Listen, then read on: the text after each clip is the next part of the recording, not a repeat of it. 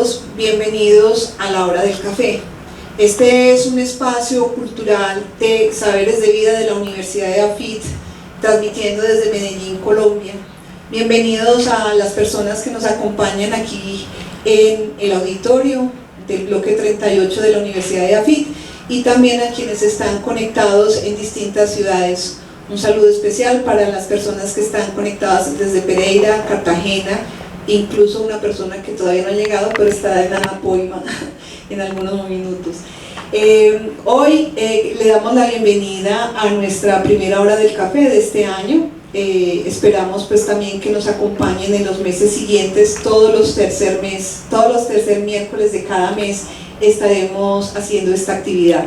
El día de hoy vamos a hablar del músculo, un tema bastante especial, sobre todo para nosotros los adultos, que a veces sentimos como que nos duele el cuerpo, algo nos está fallando, y parece que muchas de las razones tienen que ver con el tema muscular. Nuestro invitado especial es el doctor David Betancourt Rendón. Él es médico, especialista en actividad física y el deporte, y pues estamos contando con la presencia de él gracias al patrocinio del Hospital San Vicente Fundación de Río Negro, que desde el año pasado nos viene acompañando en este espacio.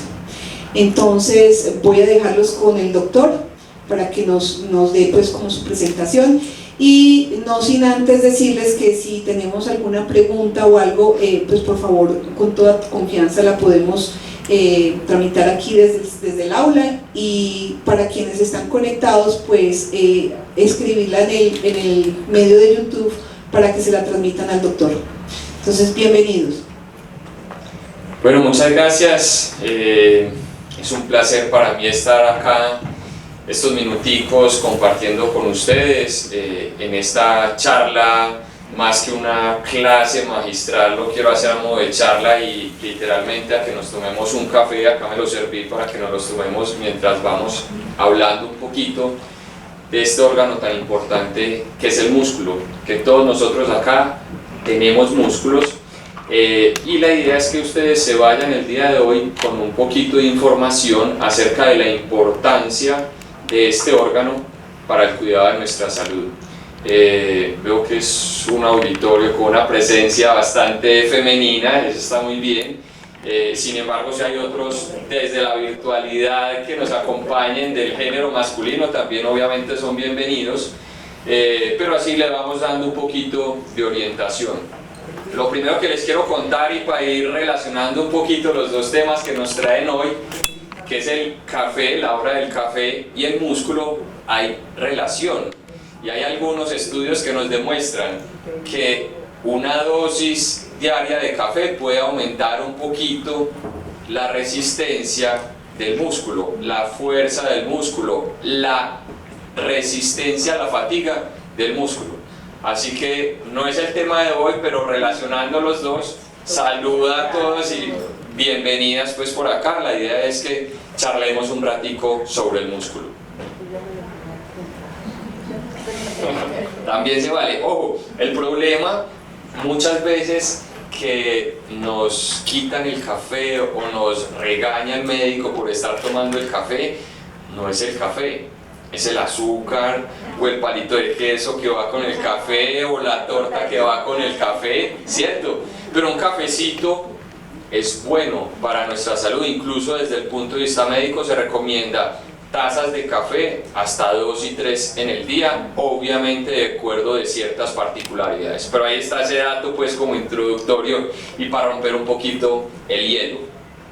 Entonces, muy bien, la idea es hablar, como les decía, de este órgano tan importante para nuestro cuerpo y para nuestra salud. El músculo, uno dice, un músculo, pero uno en realidad está lleno de músculos. Entonces eso les voy a mostrar y qué tan importante es el músculo para nuestra salud. Entonces miren, el tejido muscular es un órgano, sino que es un órgano muy grande que nos recorre todo el cuerpo de arriba a abajo. Está formado casi que en promedio o mínimo por unos 650 músculos en total. Ya ahorita hablamos un poquito de sus particularidades. y cada músculo se compone de varias fibras que son contráctiles, o sea que tienen la capacidad de estirarse y contraerse a través de, obviamente, todo un proceso fisiológico que se presenta en el cuerpo. Entonces miren lo que dicen ahí, casi que un 35 o a un 40% de nuestro peso corporal es de músculo. ¿De qué se compone el resto? Pues de la grasita que tenemos, del hueso que también pesa, de los órganos internos, pero miren que es un porcentaje bastante significativo, ¿cierto? Y la principal función que tienen nuestros músculos es ayudarnos a movernos, a desplazarnos de un lugar a otro, ¿cierto? Sin embargo, uno de los principales mensajes de esta charla es que esa es la principal función del músculo, pero no es la única. Ya les voy a mostrar qué otras funciones cumplen los músculos y por qué son tan importantes esos músculos para nuestra salud. Pregunta, ¿quién de ustedes de acá ha ido al médico, a cualquier médico, y les ha dicho el médico, venga, fulanita de tal, doña Ligia, doña María, usted tiene que hacer ejercicio? ¿A alguien le ha dicho? Listo. Y ahora vamos un pasito más allá. ¿A quién le ha dicho? Doña María, doña Lucía, usted tiene que hacer ejercicio de fuerza muscular. ¿A quién les han dicho esa recomendación? Por acá una. La nutricionista. La nutricionista. ¿Y alguna ha ido donde un médico deportólogo? Sí. Sí. Entonces, miren que hay especialistas que nos encargamos de esto. ¿Por qué? Porque sabemos de medicina, de las enfermedades y además sabemos del ejercicio. Entonces tratamos de juntar esos dos conocimientos para poder obtener como todos los beneficios del ejercicio y lograr esto, lograr una buena salud en nuestros pacientes. Entonces les voy a contar un poquito del músculo. Existen a grandes rasgos 3 tipos de músculos en nuestro cuerpo. Esos 3 tipos musculares es uno, el del corazón, el músculo cardíaco es diferente, por decir, al bíceps. En su estructura y en su función es diferente, pero los dos siguen siendo músculo. Entonces el músculo cardíaco, que es este de acá, como ustedes ven, son fibras musculares diferentes. Entonces el músculo cardíaco es una fibra que es estriada, si les ven unas rayitas que tiene ahí, que son las mismas estriaciones que tiene el músculo esquelético, pero este es ramificado, en cambio este no. Estas son fibras en paralelo. Este músculo esquelético es el bíceps, es el cuádriceps, es el glúteo, o sea, todos los músculos que están atados a nuestro sistema esquelético, o sea, a los huesos. En cambio el músculo cardíaco es el del corazón solamente. Y existe otro tercer tipo de músculo, que es el músculo que llaman músculo liso, que generalmente está en todo nuestro tracto gastrointestinal y ayuda a ese tracto gastrointestinal a hacer algo que se llama peristaltismo, que es ese movimiento que se genera en el tracto gastrointestinal para avanzar el contenido gástrico desde el estómago hasta el recto, ¿cierto? Entonces ese músculo liso también es diferente. Miren que son unas fibras que cada fibra tiene un núcleo como estas. En cambio estas del músculo esquelético, que son los que les conté, tienen muchos núcleos. Entonces partiendo desde ahí son diferentes. ¿En cuál nos vamos a centrar a hablar un poquito hoy? En este primero, que es el músculo esquelético, ¿cierto? Entonces cuando uno dice cómo es el músculo o cuáles son esos músculos, y uno ve a nosotros mismos o a las personas que van al gimnasio, que a uno por encima de la piel se le notan los músculos, ¿cierto? Entonces uno hace así y se le nota un músculo ahí. Externamente uno puede ver los músculos. Debajo de la piel de este antebrazo hay grasa, y debajo de la grasa está un tejido que se llama aponeurosis, que es la que recubre el músculo, como una bolsita que lo empaqueta el músculo. Y entonces si uno le quitara a este antebrazo la piel, la grasa y esa aponeurosis, se vería algo así, que esto es un espécimen de un cadáver. Y entonces lo que quiero mostrarles es cómo se ve realmente en un cadáver cuando uno le quita esas capitas, cómo se ve el músculo. Y entonces esto es un vientre muscular del antebrazo, o sea, de esta parte de acá. Entonces se ve algo así, donde quiero que miren, entonces esto es músculo y esto que acá es el tendón de ese músculo. Y ese tendón finalmente se va a unir a un hueso de nuestro esqueleto. Entonces ese es como la estructura grande de los músculos esqueléticos que estamos tocando en el día de hoy. Entonces, miren la ilustración, tenemos un hueso, les voy a poner el ejemplo de este hueso que es el húmero, y a ese hueso está unido el músculo a través de un tendón. Entonces siempre la estructura está hueso, tendón y músculo, ¿cierto? Y eso está distribuido así, está diseñado así nuestro cuerpo para poder que el músculo cuando se contraiga jale o mueva ese hueso y mueve nuestro esqueleto, ¿cierto? Entonces de ahí es donde parte la principal función de esos músculos. Si vamos a hacer un análisis un poquito más específico de cómo es ese músculo internamente, entonces vemos que está empaquetado en esa bolsa grande que yo les decía que externamente se llama las fascias.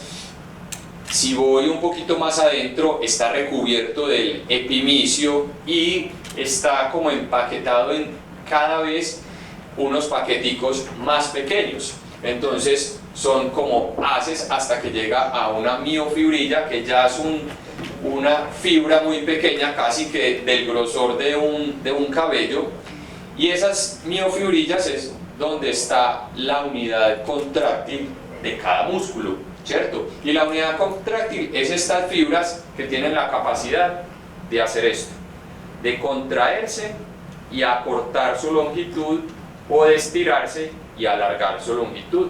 Eso se genera a través de un proceso fisiológico en el que tienen que ver el azúcar, en el que tienen que ver la energía, en el que tienen que ver las grasas, y todo ese metabolismo favorece entonces ese movimiento y esa acción principal del músculo, ¿cierto?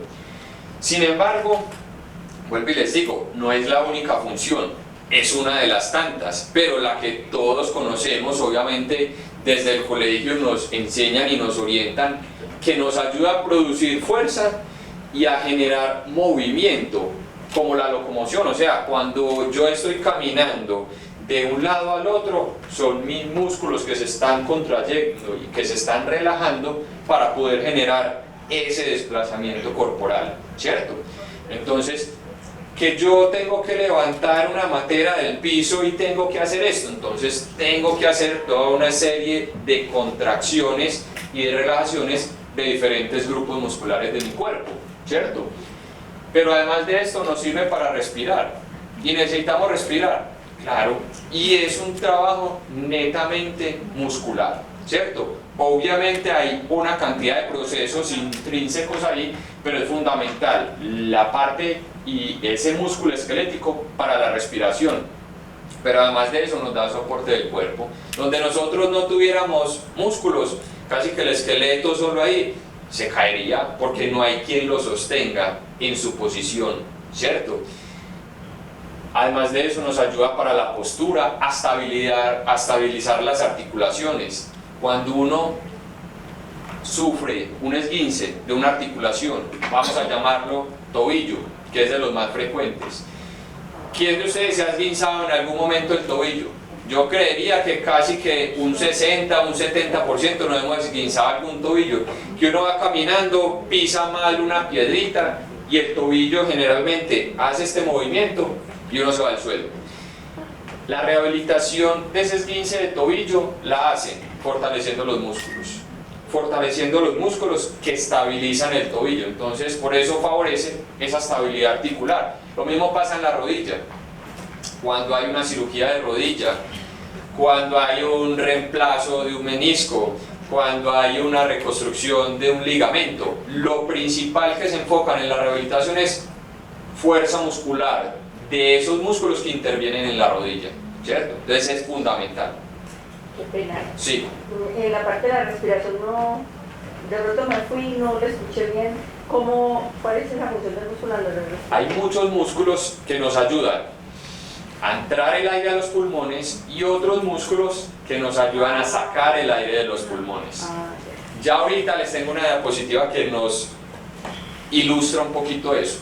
¿Listo? Uy, me salí. La estabilidad corporal que le decía, la termorregulación. Hay una frase que les quiero traer con esa, que esa frase es de Henry Ford y dice: corta tú mismo la leña y te calentarás 2 veces.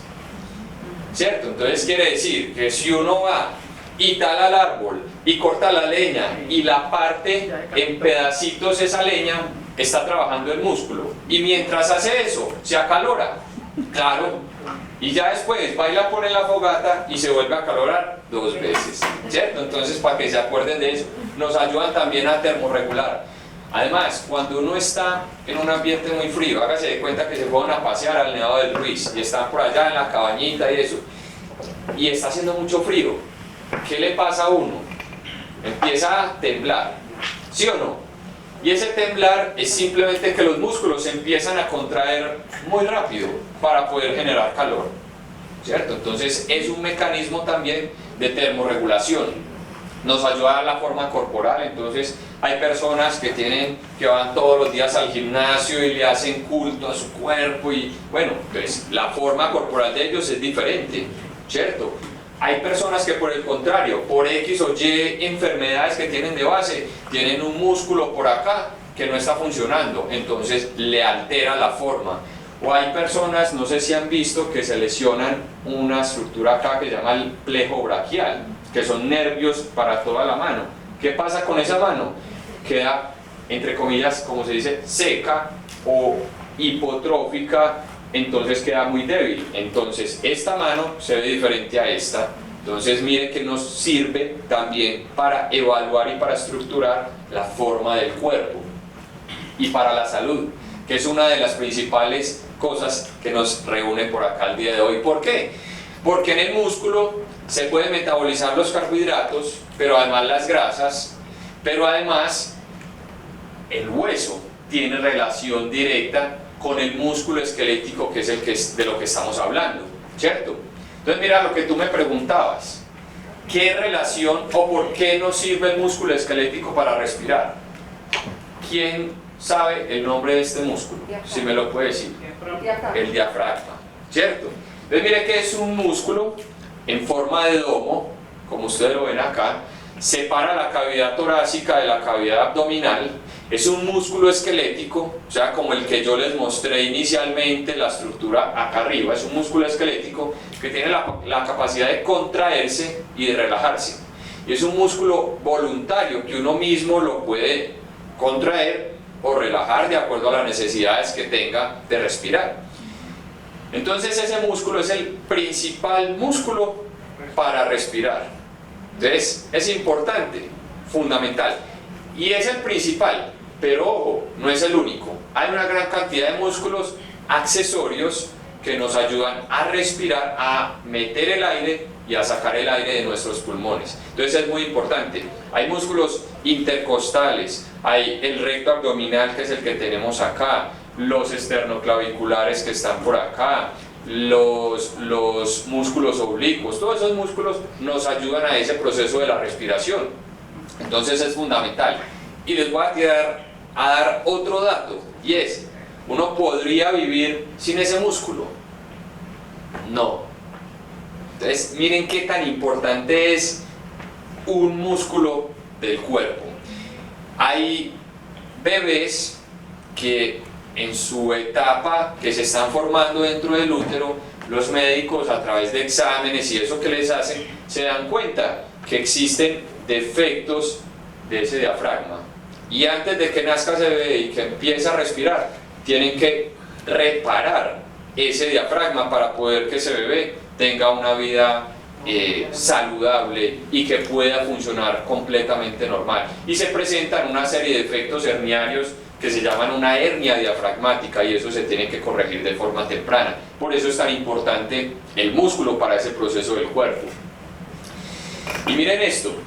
Entonces, para yo bajar estas escalas necesito el músculo. Para volverlas a subir, para recoger la materia que les dije, para trapear, qué sé yo, para hacer diferentes actividades de la vida cotidiana, necesitamos el músculo. Para hacer funciones, no sé, para manejar un carro y acelerar, eso lo hace el músculo. Entonces miren qué tan importante, pero va un poquito más allá. Si yo tengo buena fuerza, eso me ayuda a disminuir la probabilidad de que me caiga. ¿Por qué? Porque háganse de cuenta que yo voy caminando y no vi una piedrita y me tropecé. Cuando yo me tropiezo, inmediatamente el cerebro reacciona y manda una señal: venga, ponga este pie ahí. Pero si yo en este pie no tengo buena fuerza, entonces me voy de bruces, ¿cierto? En cambio, si yo hago lo mismo, me tropecé, caigo acá y tengo buena fuerza, él me ayuda a estabilizarme para poder seguir dando el paso y no caerme al suelo. Por eso el ejercicio es la principal intervención para pacientes de edad avanzada que tienen riesgo de caídas o que tienen baja masa ósea y riesgo, por decir, de fractura de cadera, que es una de las condiciones más delicadas, ¿cierto? Entonces, fundamental a la hora de intervenir pacientes con ese perfil. Ayuda a controlar colesterol y triglicéridos. ¿Por qué? Porque es una fuente. El músculo en cierto momento puede trabajar o puede tomar ese colesterol y esos triglicéridos y volverlos energía para poder contraerse. Principalmente el músculo trabaja con azúcar y funciona y se contrae, y el azúcar la convierte en energía para poder contraerse y relajarse. Pero en ocasiones también puede utilizar colesterol, triglicéridos y esos ácidos grasos para transformarlos en energía y poder generar la contracción, ese proceso de contracción-relajación. Entonces por eso lo ayuda indirectamente a controlarlo, ¿cierto? El azúcar, por lo que les conté, la principal fuente de energía en el músculo es la glucosa, es el glucógeno que almacena el músculo. Y cuando hacemos ejercicio aeróbico, de fuerza, etc., el músculo utiliza esos depósitos para poder transformarlos en energía y contraerse. Muy bien, tiene una relación directa con la calidad del hueso. Por eso, paciente con osteoporosis debe hacer ejercicio de fuerza. Paciente con baja masa ósea, que es un pasito atrás de la osteoporosis, debe hacer ejercicio de fuerza de forma preventiva, ¿cierto? Parte del tratamiento de enfermedades crónicas, hipertensión, diabetes, dislipidemia, enfermedad coronaria. Ya ahora los médicos cada vez nos estamos dando cuenta que esos pacientes necesitan ejercicio. Entonces ya a ustedes los ve el internista, el endocrinólogo, la nutricionista, el cardiólogo, el hepatólogo, etc. Y saben que hay un profesional, que hay un especialista que conoce un poquito más del ejercicio. Entonces, vea, remisión al médico del deporte, al deportólogo, al especialista en actividad física, para que hable un ratico con él de ejercicio. Entonces eso es lo que hacemos nosotros. De acuerdo a las patologías que tiene cada paciente, les prescribimos el ejercicio buscando obviamente mejorar la salud, ¿cierto? Entonces bien importante eso. Riesgo cardiovascular, también se ha demostrado que esos pacientes que tienen una baja masa ósea y una debilidad muscular tienen un mayor riesgo a futuro de que les dé un infarto, un problema cerebrovascular, una enfermedad renal crónica, una falla cardíaca, etc. Entonces por eso de forma preventiva es donde debemos de actuar, incluso a disminuir a largo plazo la mortalidad en pacientes que tienen buena condición física y buena condición muscular. Esta diapositiva no quiero que se asusten con todos esos enredos y todos esos mamarrachos que estén ahí. Simplemente quiero que la miren y que miren todos los órganos que están alrededor del músculo. ¿Y es por qué? Porque el músculo se comunica de diferentes formas que no vamos a entrar en detalle, pero se comunica el músculo directamente con el tejido adiposo. El músculo se comunica con el hueso El músculo se comunica directamente con todo el tracto gastrointestinal, con el páncreas, que es tan importante en los pacientes con diabetes o con una prediabetes, con los vasos sanguíneos, con el corazón, con el sistema inmune, con los riñones, con el hígado, con el tejido adiposo, etc. El músculo ya se ha demostrado que tiene una comunicación a través de diferentes mediadores con todos esos órganos. Incluso ahorita, precisamente a la hora del almuerzo, estaba leyendo un artículo que nos decía que aparte de eso también tiene comunicación directa con el cerebro, tanto del músculo al cerebro como del cerebro al músculo, y a través de diferentes, obviamente, vías y mecanismos mediadores. Entonces el músculo genera un proceso de pérdida de masa muscular que nos pasa a todo el mundo, a ustedes, a mí, a sus hijos les va a pasar más adelante, ahora, pero a todo el mundo se puede generar esta pérdida de la masa muscular. Y miren, este es un corte del muslo, o sea, más o menos acá, hágase cuenta que me están cortando el muslo acá y lo estamos viendo de frente. En una persona de 23, obviamente no es mi caso, ¿cierto? Ya tengo un poquito más. Una persona de 23 años, y vemos acá, en la mitad de la imagen, el hueso, ¿cierto? Que en este caso sería el fémur. Alrededor el músculo, que es el que está más negrito, y afuera el blanco, que es la grasita, ¿cierto? Y ya el tejido más externo es la piel. Entonces comparen eso en este de 23 con ese de 78 años. Obviamente se disminuye la cantidad del músculo, y se aumenta ese tejido graso, ¿cierto? Mire que acá hay tejido graso dentro del músculo, mire que por acá también hay tejido graso, se incrementa ese tejido graso y se disminuye la masa muscular. Entonces, eso nos va a pasar a todos. Y esta gráfica más o menos nos lo demuestra y nos dicen, vea, usted nace con X masa muscular, y a medida de que va aumentando o de que va creciendo, y más o menos hasta acá a este pico, que es aproximadamente entre los 30 y los 35 años, su masa muscular va en aumento, el de todos. Y después de que pasa esos 35 años, imagínense, desde los 35 años en adelante, ya esa masa muscular empieza cada vez más para abajo, cada vez más débil, cada vez menos fuerza. Pero, ¿qué pasa si en esa disminución yo hago ejercicio? Pues esto se disminuye, pero la disminución es mucho más lenta y mucho más paulatina que si no hiciera ejercicio, ¿cierto? Entonces, en una persona que está toda su vida sentada, sin hacer ejercicio, pasando 8 horas al día trabajando durante toda su vida productiva, ese músculo va a empezar a disminuir. Entonces puede que a los 30 años uno no sienta nada, puede que pase a los 40 años y uno tampoco, uno se siente bien, yo estoy bien, no tengo ninguna enfermedad. A los 50 puede que ya le empiece a pesar y a empezar a sentir, yo llevo 30 años sin hacer ejercicio, mejor dicho, desde el colegio, ya se para de una silla y se siente débil, sube 2 pisos y se siente débil o se siente alcanzado cuando termina, hace un trasteo en la casa y queda con dolor en la espalda. Entonces son una serie de situaciones que le van diciendo, venga, cuidado, usted está haciendo ejercicio, ¿cómo tiene sus músculos? Listo, digamos que a los 50 años no le paró bolas a eso, sigue a los 60 años, y si nunca se hubiera hecho ejercicio, de seguro va a tener problemas con alguna de las condiciones que hemos hablado, o con el azúcar, o con el colesterol, o con el triglicérido, o desde el punto de vista muscular. Si uno nunca ha hecho ejercicio, entonces empiezan las rodillas que se pueden desgastar un poquito más fácil, la espalda que se puede generar síntomas más fácil, ¿cierto?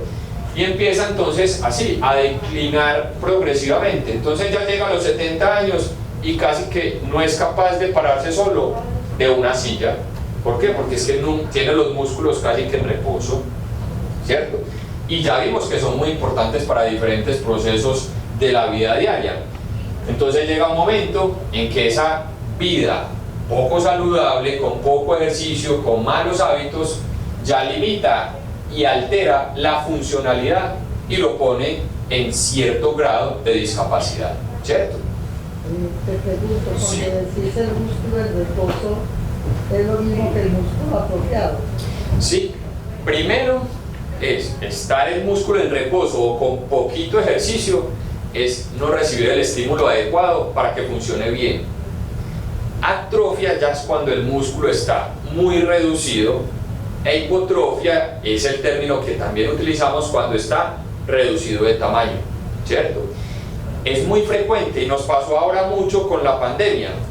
Los pacientes que estuvieron en cuidados intensivos por el COVID, que estuvieron 30 días hospitalizados en cama, completamente inmóviles, casi que hasta 30 o 35 kilogramos de menos me tocó ver pacientes a mí después de un COVID, y en su gran mayoría con la masa muscular casi que reducida a lo mínimo, a la mínima expresión. Entonces claro, se iban a parar de una silla y no eran capaces, pero precisamente por eso. Entonces a eso se refiere, y por eso es tan importante de forma temprana, pues no cuando estemos por acá, sino desde temprano empezar a cuidarlo.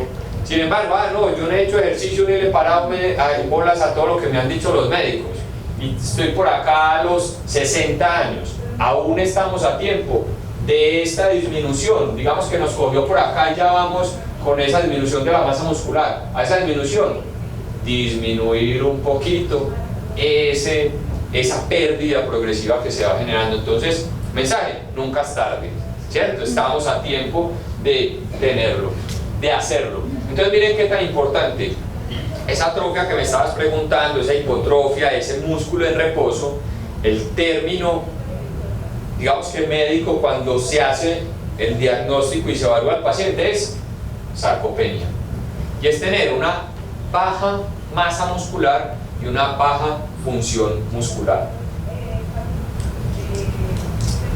¿Y esto por qué es importante?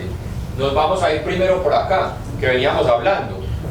Entonces, si yo nunca en mi vida he hecho ejercicio, si desde el colegio no hago ejercicio, entonces esa inactividad física y ese estar sentado durante tiempo prolongado va a generar esa disminución en la masa y en la función muscular. Y de ahí para adelante se puede ir uno por acá, se puede ir uno por acá, se puede ir uno por acá. O sea, tiene muchas implicaciones esa falta de actividad física. Entonces miren, lo que hablamos ahorita, una resistencia a la insulina, una diabetes, reloj cardiovascular, enfermedades asociadas, que esto es infarto agudo de miocardio, enfermedad cerebrovascular, esto es enfermedad arterial periférica, insuficiencia cardíaca congestiva, que ya son enfermedades avanzadas, que si uno se devuelve acá a edades tempranas o a hacer esa intervención oportuna, se pueden en cierto grado hasta prevenir. Ahora, si nos vamos por este lado, miren,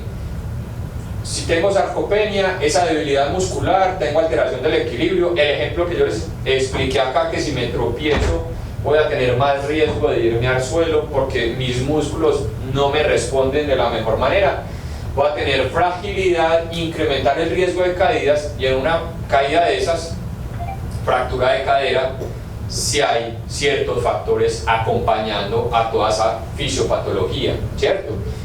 Ahora, no solo es la inactividad física o el sedentarismo, yo puedo tener algunas otras enfermedades asociadas. Les voy a poner un ejemplo: un cáncer, un EPOC, que eso es la enfermedad pulmonar obstructiva crónica, una artritis reumatoidea, que sobre todo al principio, cuando no están controlados, me pueden llevar a una sarcopenia.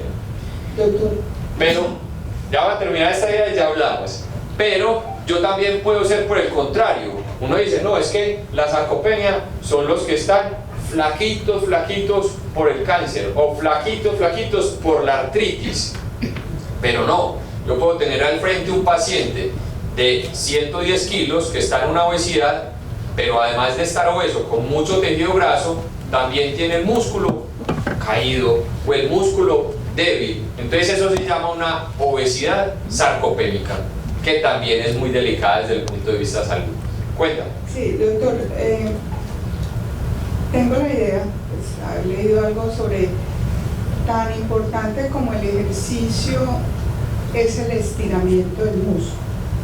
Entonces, ¿cuál es esa relación? Uno puede simplemente hacer estiramiento del músculo o tiene también que hacer ejercicio, pues, como lo entendí. Listo, entonces ahí vamos a hablar de el tipo de ejercicio o el estímulo de ejercicio que le vamos a dar al cuerpo. Entonces hay ejercicio aeróbico, que es ejercicio de estímulo cardiopulmonar, que es ejercicio como caminar, como montar en una bicicleta, como nadar, como hacer elíptica, etc. Eso es un ejercicio más de estímulo al corazón, a los pulmones, etc. Y un poquito, obviamente, de estímulo al músculo.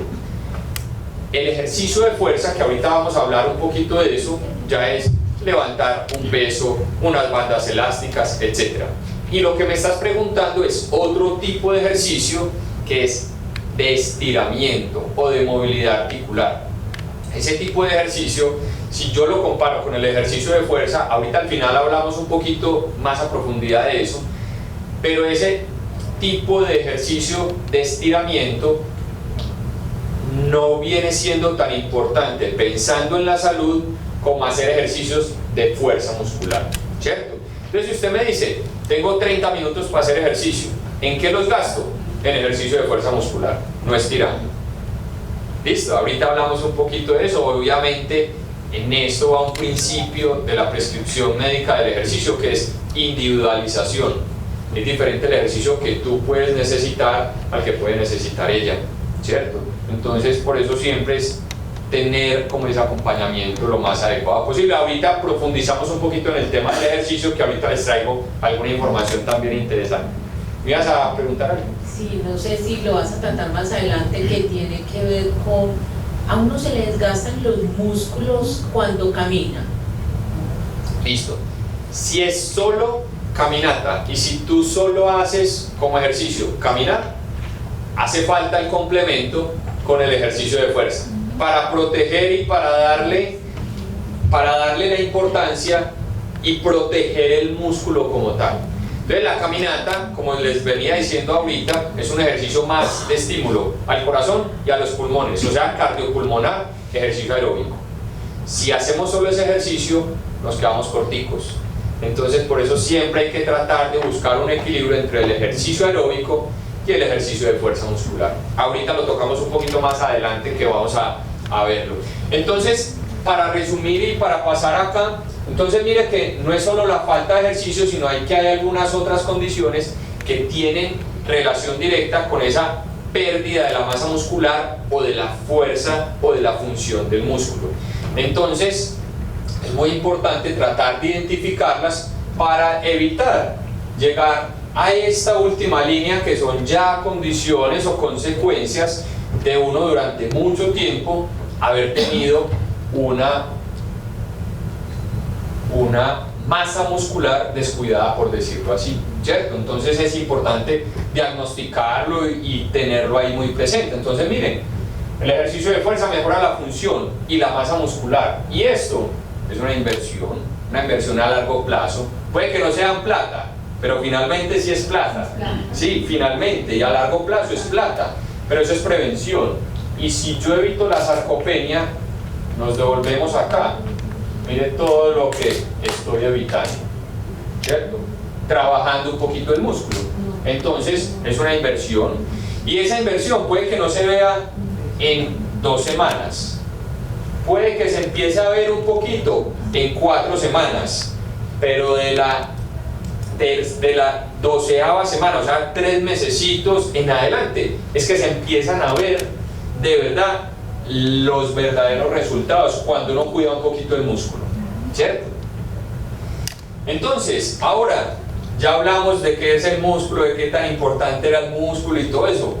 ¿Cómo lo vamos a saber cómo estoy del músculo? A medir el músculo, a saber si lo tengo bajito, si lo tengo normal, si lo tengo alto. Entonces miren, hay varias formas. Uno es, vamos a saber cómo medimos esa masa muscular. Entonces hay una forma de medirlo, y es yo coger 1 metro, pues un profesional, una nutricionista, un deportólogo, un endocrinólogo, etcétera, coja 1 metro y mida, por decir, este perímetro, o como en la imagen, que mida este perímetro de acá. Ahí yo que estoy midiendo un perímetro que dentro de ese perímetro, como lo vimos en la imagen que comparábamos el de 23 con el de 78, ahí dentro de ese perímetro estamos midiendo piel, grasa, músculo y el hueso.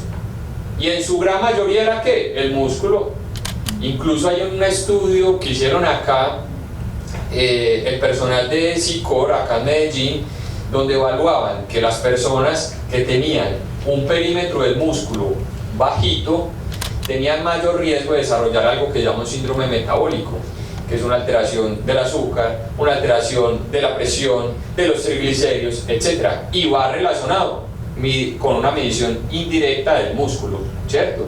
Entonces es una forma de medir esa masa muscular. Pero hay otra forma, no sé si han visto esto, eso se llama un adipómetro, lo utilizamos mucho nosotros, lo utilizan mucho también las nutricionistas, y esto simplemente lo que hace es cogerle los gorditos a uno. Entonces ahí en ese gordito, ¿qué están cogiendo? Cuando yo hago esto, estoy cogiendo la piel y el tejido celular subcutáneo, o sea, la grasita que está debajo de la piel. Entonces si yo mido eso a través de unas ecuaciones, yo puedo separar o estimar, que es la palabra más adecuada, estimar de esos 70 kilos, un ejemplo, de esos 70 kilos que pesa mi cuerpo, cuánto es de grasa y cuánto es de masa libre de grasa, o sea, de músculo, ¿cierto? Músculo, hueso y órganos que les estaba contando. Entonces así puedo estimar de esos 70 kilos cuánto pesan mis músculos, ¿cierto? Y así hacerle un seguimiento clínico, práctico y entre comillas fácil del músculo. Entonces es una forma de medirlo, que se llama así, por pliegues cutáneos o antropometría. Ahora hay otra forma. ¿Quién de ustedes han ido donde la nutricionista, donde el deportólogo, donde algún profesional que le han dicho, venga, quítese los zapatos y sin medias párese en esta báscula, ¿cierto? O coja estas cositas de acá. Eso se llama un análisis por bioimpedancia. Ese es uno de los equipos pues, que se utilizan, que es uno de los más avanzados, que se llama un InBody. Y ese aparato lo que hace es, a través de unas ecuaciones también de bioimpedancia y de resistencia de los tejidos, estimar de mi cuerpo cuánto es músculo, cuánto es grasa, cuánto es agua, y ayuda a estimar ese porcentaje de grasa corporal. Si yo conozco ese porcentaje de grasa, entonces puedo estimar cuánto es el músculo, cuánto es el hueso, cuánto es el agua de mi peso corporal, ¿cierto? Entonces es otra forma de medirlo. Y este es otro método que hemos venido utilizando últimamente, que también es un poquito más preciso, que es análisis de la composición corporal por DEXA. Esa densitometría es la misma que hacemos cuando evaluamos el hueso. Entonces, usted tiene una sospecha de osteoporosis, vaya, se haga esta densitometría. En el mismo aparato hacemos una densitometría, pero ya no para evaluar solo el hueso, sino el músculo. Entonces nos ayuda también a cuantificar un poquito ese músculo. Y nos informan algo como así sale la imagen. Y entonces simplemente por métodos estadísticos ellos miden este tejido, que es el tejido graso. Y al medir el tejido graso ya pueden ir estimando la masa muscular, que es la que nos interesa hacerle seguimiento. Entonces, de nuestro cuerpo, de todo el peso, tenemos casi que el bueno del paseo es el músculo, de lo que estamos hablando hoy. Y el malo del paseo es la grasa acumulada. Todos tenemos grasa, pero hay unos valores que son normales de esa grasita y otros que ya se salen de la normalidad de ese tejido graso. El otro método para yo saber mi masa muscular, puedo hacer o resonancias o TAC, que ya son imágenes diagnósticas ya un poquito más avanzadas, que no se le mandan a todo el mundo, que no es necesario hacerlo porque ya es, digamos que se utilizan más ambientes de investigación y de análisis ya un poquito más cuantitativos, y es coger y hacer una imagen completa del cuerpo, hacer diferentes cortes, y en esos cortes mirar cuánto es de músculo y cuánto es de grasa, y con base en unas ecuaciones estimar lo mismo, qué cantidad de músculo tiene mi cuerpo. Entonces ya hablamos de cómo medir esa masa muscular, pero yo también puedo medir cómo están funcionando mis músculos. Y entonces esto es, En el consultorio yo puedo decirles a ustedes, venga, apriéteme acá, levánteme acá, hágame esa fuerza, y eso es, estoy evaluando la fuerza del músculo. Es un poco subjetiva porque obviamente depende del evaluador, del médico que lo esté evaluando. Entonces yo lo puedo evaluar, pero la evalúa otro colega, otro deportólogo, y puede que la percepción sea diferente, pero es una medida que me evalúa la fuerza muscular. Pero si yo mismo, con mi mismo criterio, evalúo el mismo paciente en dos momentos diferentes, sí se correlaciona un poquito más y sí me sirve como una herramienta para saber si ese músculo va mejorando, va empeorando, está igual, o si hay una diferencia de fuerza entre los dos músculos. Hay otros aparatos que nos ayudan a medir la función del músculo, y el más conocido es esto, que se llama un dinamómetro de presión manual, y es simplemente un aparato que me mide cuánta fuerza hago yo cuando aprieto la mano. Y cuando aprieto la mano, ¿qué estoy haciendo? Estoy poniendo en función y contrayendo todos estos músculos del antebrazo. ¿Son músculos? Claro. ¿Son músculos esqueléticos? Sí. ¿Y se relacionan con mi salud? Sí. Entonces ya hay muchos estudios que dicen, venga, si usted en esa prensión de la mano tiene unos valores bajitos, tiene más riesgo de que le dé una diabetes a futuro, ¿cierto? Entonces, son herramientas. Entonces miren que estamos relacionando función del músculo con enfermedades y sobre todo a futuro. Entonces cada vez más se está evaluando y se está teniendo en cuenta esa función del músculo, y ya estos son algunos otros aparatos ya un poquito más digamos que avanzados y no tan necesarios desde la práctica cotidiana, pero esto se llama un dinamómetro isoinercial. Esto es un dinamómetro isométrico. Esto también se puede utilizar en el laboratorio y simplemente es una celda de fuerza para evaluar cómo está. Pero ahora hay algo un poquito más práctico, y es, yo puedo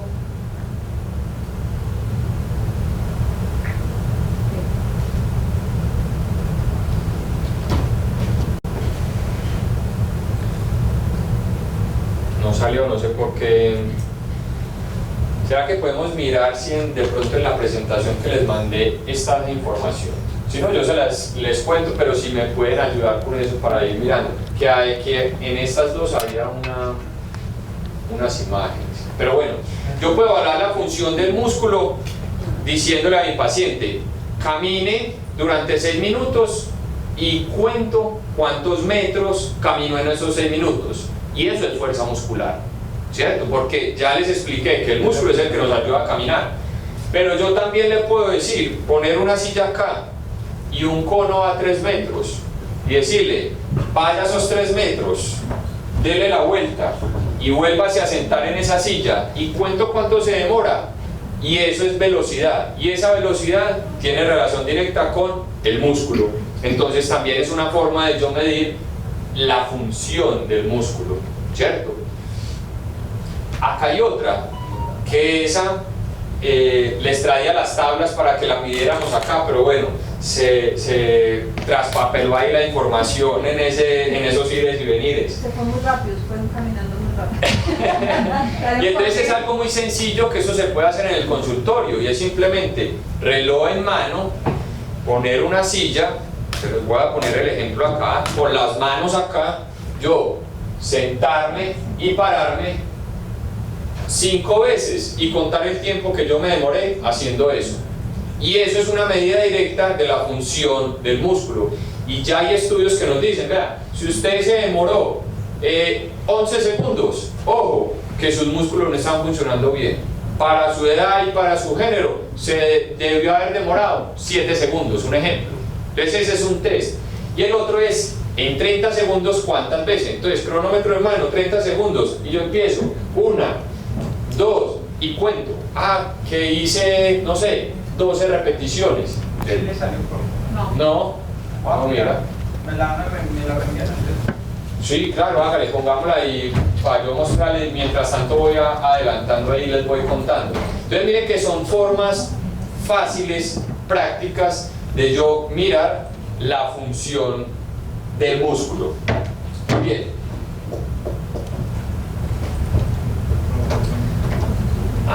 Venga más si quiere la siguiente diapositiva. Eso, listo. Muy bien, entonces, mientras me la montan ahí, les voy a mostrar cómo cuidar el músculo. Entonces ya les he hablado de la importancia del músculo. Ahora, ¿cómo lo vamos a cuidar? Básicamente 5 cosas. 1, ejercicio, que ya ahorita vamos a profundizar un poquito en ese tema del ejercicio.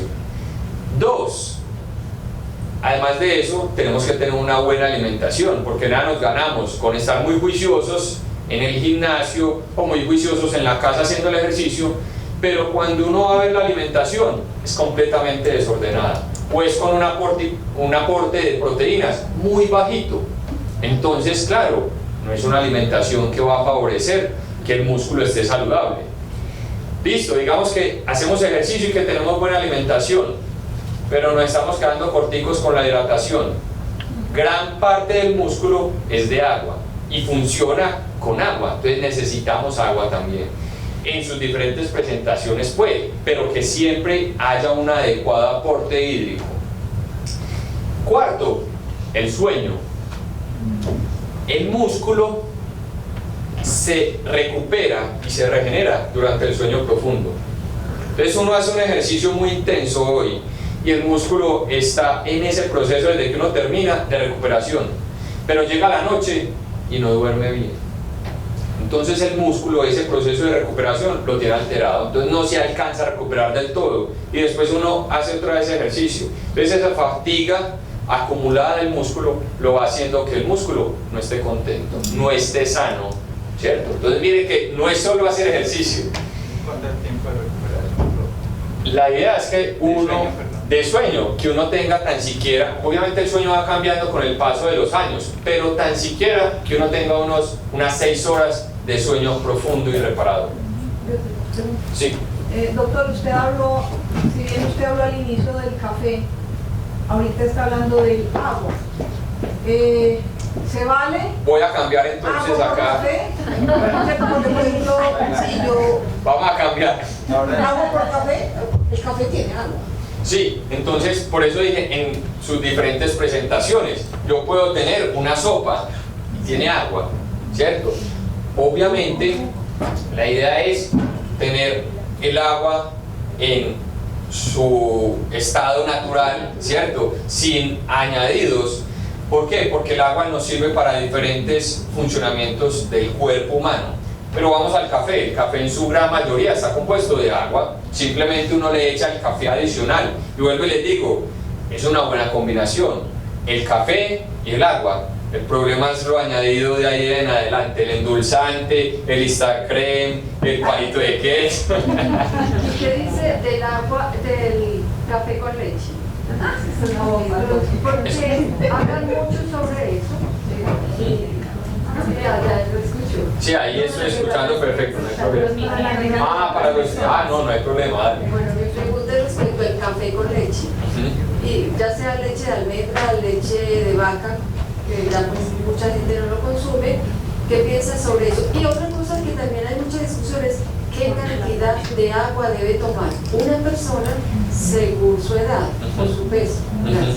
Listo, entonces ahí es importante. Lo primero es, si es café con leche, ya no es café.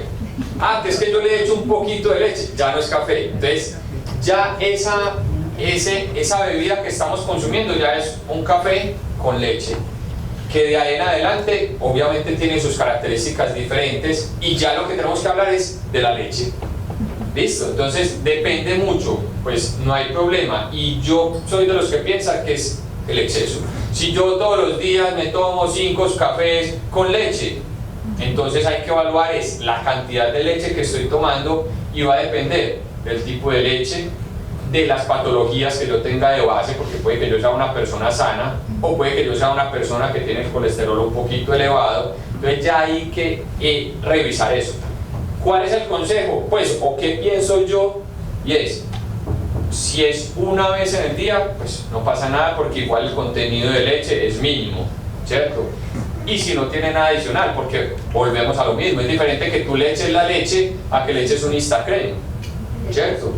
O a que le eches leche azúcar al café. Entonces ya no estamos hablando del café. ¿Sí me entienden? Entonces eso es importante. Y en cuanto al líquido, a la cantidad de agua, entonces también es importante individualizar. Es diferente si yo tengo una enfermedad renal, la cantidad de agua que debo utilizar, si yo hago ejercicio, la cantidad de agua que debo utilizar, o si somos de la población general, la cantidad de agua que debo utilizar. Pero en general se recomiendan, si yo soy una persona activa que hago ejercicio todos los días, y eso, como mínimo 1,5 litros a 2 litros de agua al día, para ponerlo en términos generales. Pero vuelvo y te digo, cada caso habría que analizarlo de forma particular. ¿Listo? Esta es la que me reenvió Luis. Sí, esa es, ahí tenemos la información. Sí, está. Sí. Pongámosla ya, gracias.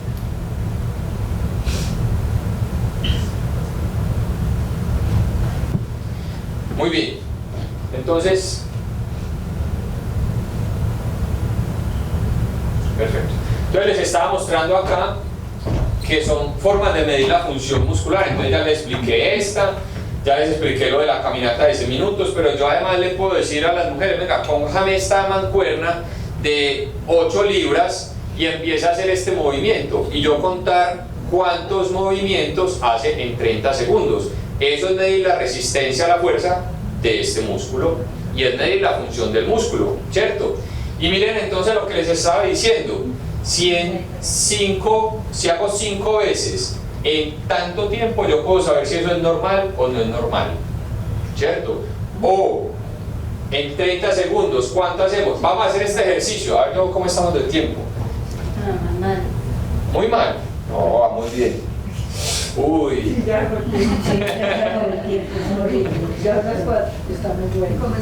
Se nota que estamos pasando bueno, ¿cierto? Porque yo pensé que hablaba por ahí 15 minutos.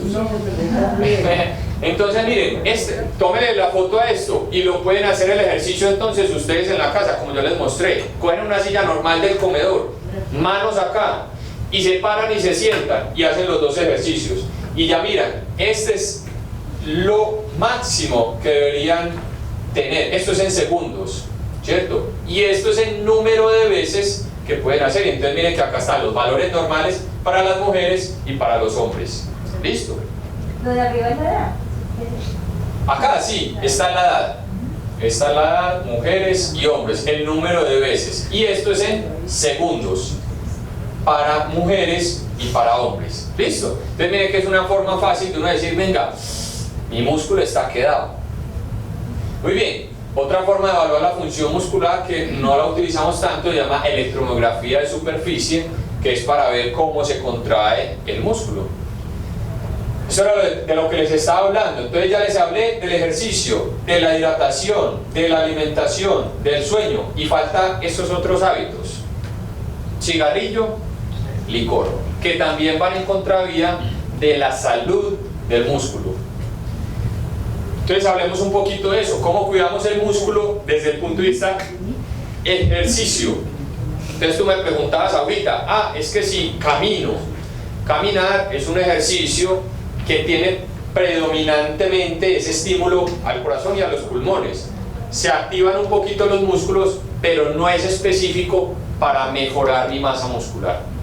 Entonces hay ejercicios que ya les voy a mostrar que podemos hacer para mejorar la masa muscular. ¿Cómo? Haciendo ejercicios con el propio peso corporal. Entonces vamos a devolvernos al ejemplo que yo les dije de la silla. Tengo la silla ahí del comedor. Si yo pongo las manos acá, me paro y me siento en la silla, eso es un ejercicio de fuerza, muy seguro, se puede hacer. O si estoy recostado a la pared y hago esa media sentadilla, eso es un ejercicio de fuerza muscular, ¿cierto? Flexiones de pecho, ejercicios con el propio peso en unas barras, ejercicio con el propio peso. Si uno está más desacondicionado, puede hacer un ejercicio contra la pared y hacer este movimiento. Eso es un ejercicio de fuerza muscular con mi propio peso, o sea, utilizando mi propio peso, mis 70 kilos, mis 50 kilos, qué sé yo, ¿cierto? Y eso es un ejercicio de fuerza muscular. ¿Sirve? Claro. ¿Qué más alternativas tenemos? Bandas elásticas, ¿las conocen? Los que llaman TheraBand.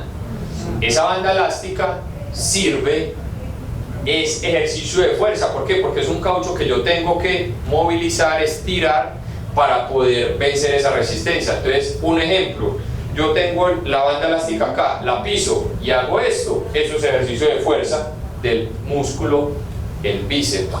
Y sirve para muchos otros ejercicios, claro. A mí me gusta mucho esa herramienta, y sobre todo cuando uno viaja o está en diferentes partes. ¿Por qué? Porque uno la puede enrollar, no ocupa mucho espacio y no es pesada. Es diferente que yo empaque en mi morral una mancuerna a empacar una banda elástica, ¿cierto? Entonces es una herramienta muy buena y muy versátil para hacer diferentes ejercicios de fuerza muscular. Mancuernas también son herramientas que uno puede tener en la casa para hacer ejercicio. Ahora, que es que no tengo mancuernas, pues, pero ahora se consiguen en cualquier parte. En el de uno venden, en Decathlon, en Sport Fitness, en muchas otras instituciones. Pero si no, bueno, entonces llenen la famosa botellita con arena, o no sé, o con balines, o con piedras, o algo así, y levante esa botellita. También es algo de fuerza. Pero ahora pues es muy fácil uno conseguir una mancuernita en Dollar City, en Decathlon, qué sé yo. Ahora, no es que a mí me gusta el gimnasio, quiero ir al gimnasio de acá, que tiene la universidad y eso, pues también. Todas esas máquinas que hayan en el gimnasio, en su gran mayoría, ustedes han visto que hay una zona cardio y una zona de fuerza. No le tengan miedo a esa zona de fuerza, que es para cuidar la salud, lo que yo les he mostrado. Pero es una forma, no es la única tampoco, no es la única. Ni uno para hacer ejercicio de fuerza se tiene que ir siempre para el gimnasio. ¿Listo? Esto ya es otro tipo de entrenamiento, TRX o entrenamiento funcional en suspensión, que también uno para estar colgado ahí como un mico necesita fuerza, ¿cierto?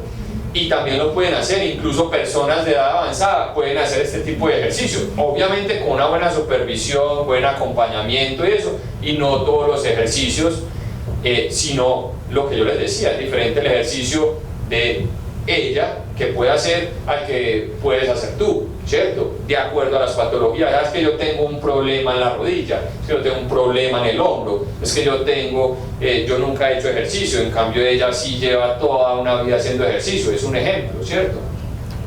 Muy bien, entonces, para que avancemos, esos ejercicios, la recomendación o la dosis mínima de ejercicio que actualmente se recomienda para tener el músculo sano y para cuidarlo desde el punto de vista de salud, mire, 2 o 3 días a la semana, como mínimo, ¿cierto? Que es que yo soy súper juiciosa y quiero hacerlo 5 días a la semana. Perfecto, bienvenido.